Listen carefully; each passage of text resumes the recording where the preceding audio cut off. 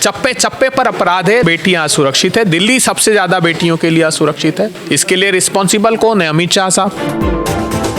आज हमने बात की अमित शाह की मीटिंग को लेकर कांग्रेस प्रवक्ता अभय दुबे जी से। उन्होंने कहा कि 10 साल से भाजपा के ही हाथों में है कानून। उन्होंने भाजपा पर ये आरोप लगाया कि आईपीसी रेड दिल्ली में काफी बढ़ गया है। जितना विश्व में कहीं भी चोरी की खबर सुनने को नहीं मिलती, उतना दिल्ली में सुनने को मिलता है।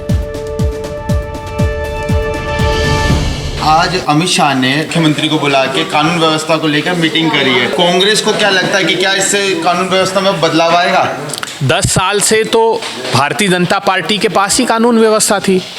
गृह मंत्री साहब, उस 10 साल का हिसाब दीजिए। पूरे विश्व में आईपीसी का क्राइम रेट 1442 1442 पूरे विश्व में कहीं नहीं है। हिंदुस्तान का है 258, तो दिल्ली का है 1442। पूरे देश के प्रांतों में जितनी चोरियां होती, उससे अधिक चोरियां दिल्ली में, अकेले दिल्ली में होती है। इसके लिए रिस्पॉन्सिबल कौन है? अमित शाह साहब। रक्त रंजित और लहूलुहान कर दिया दिल्ली को। चप्पे चप्पे पर अपराध है, लड़कियां असुरक्षित है, बेटियां असुरक्षित है। दिल्ली सबसे ज़्यादा बेटियों के लिए असुरक्षित है। इसकी रिस्पॉन्सिबिलिटी आपकी थी। अब आप ये फेस सेविंग एक एक्सरसाइज है, क्योंकि आप ये दर्शाना चाहते हैं कि चूंकि सरकार बदल गई, दिल्ली राज्य का दायित्व था ही नहीं।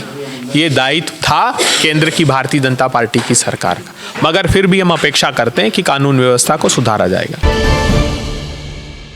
शराब घोटाले की कैग रिपोर्ट रखी गई, अब हेल्थ में कैग रिपोर्ट आ रही है, तो क्या इस कैग रिपोर्ट के माध्यम से लगता है कि ये कुछ हेल्थ में बदलाव आने की उम्मीदें हैं? नहीं, देखिए, हेल्थ में बदलाव का प्रश्न बहुत व्यापक है। आप सरीन कमेटी की रिपोर्ट पढ़िए, दिल्ली की सरीन कमेटी की रिपोर्ट में ये पता लगा कि पूरा हेल्थ का इंफ्रास्ट्रक्चर कोलैप्स हो गया। 2024 में हाई कोर्ट में रखी थी। हेल्थ में 3 बड़े हॉस्पिटल के निर्माण में कैग की फाइंडिंग्स है कि बड़ा करप्शन हुआ है। शराब का जो स्कैम है वो पूरे देश में कहीं नहीं हुआ। जो कार्टेलाइजेशन का आरोप था कि वही फैक्ट्री शराब भी बनाएगी, वही होलसेल का कॉन्ट्रैक्ट भी लेगी, वही ठेके भी लेगी। एक्सपर्ट कमेटी ने कहा था कि 2 से ज़्यादा ठेके मत दीजिए। इन्होंने 54 का प्रोविज़न कर दिया। जो QR कोड, अच्छा देखिए, एक बड़ा ड्रॉबैक ये था कि देश में सब जगह जो ड्यूटी चार्ज की जाती है वो बोतल पर की जाती है। इन्होंने कॉन्ट्रैक्ट अमाउंट पर एक्साइज ड्यूटी इम्पोज की। ये भी बात सामने आई कि जो बोतल को ट्रैक करने का प्रोसीजर था उसको भी इन्होंने शिथिल किया, जिससे बहुत बड़ा स्कैम 2000 करोड़ रुपए के आसपास का स्कैम हुआ।